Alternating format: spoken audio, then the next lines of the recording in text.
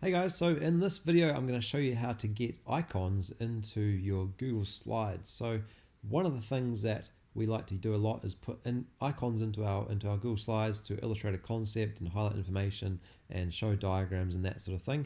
And one way people commonly do this is they're in the Google Slides and they pop over to Google search and they, for example, might search up something in images, like here I've searched up tick icons, and they might make it transparent background, so there's no white background, and of course using it labeled for reuse so that they can use it conscious free, and then simply copying and pasting those and placing them into their Google Slides.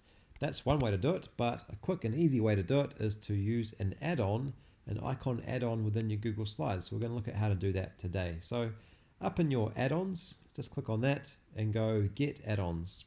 It's going to open this little box for you, and where it says search add-ons, you're just going to type in icons, and that's going to have a little think and then pop up with the first one is normally insert icons for slides, and that's a really great one. So we're just going to click the blue add free or plus free button, and it's going to ask us for some permissions to insert icons, and I'm just going to select my account there, scroll down and go allow. So this should normally pop up, and we're going to go into our add-ons and we're going to go insert icon for slides and open the sidebar to select our icons.